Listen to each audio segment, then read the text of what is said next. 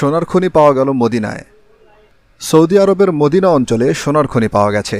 সোনার খনির পাশাপাশি পাওয়া গেছে তামার খনিও। ঘোষণা দিয়ে এ খবর জানিয়েছে সৌদি কর্তৃপক্ষ। সৌদি সরকারের পক্ষ থেকে বলা হয়েছে, মদিনা অঞ্চলের অন্তত 4টি স্থানে সোনার ও তামার খনি আবিষ্কৃত হয়েছে। সৌদি ভূতাত্ত্বিক জরিপ সংস্থা SGS ও survey and mineral exploration centre জানিয়েছে, সোনার খনির অবস্থান মদিনা অঞ্চলের উম্মাল বারাক হেজাজের ঢাল আবাল রাহার সীমানার মধ্যে। সৌদি প্রেস এজেন্সির বরাত দিয়ে গালফ নিউজ জানিয়েছে, মদিনার ওয়াদি আল ফারা অঞ্চলের আল মাদিক এলাকায় 4টি স্থানে তামার খনি আবিষ্কৃত হয়েছে।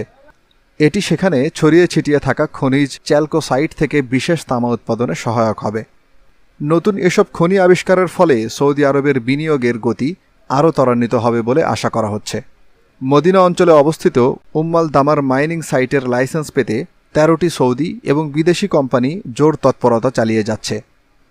গত মাসে শিল্প ও খনিজ সম্পদ মন্ত্রণালয় এক ঘোষণায় জানায়, উম্মাল দামার খনির লাইসেন্সের জন্য 13 জন দরদাতাকে প্রাথমিক অনুমোদন দিয়েছে সরকার।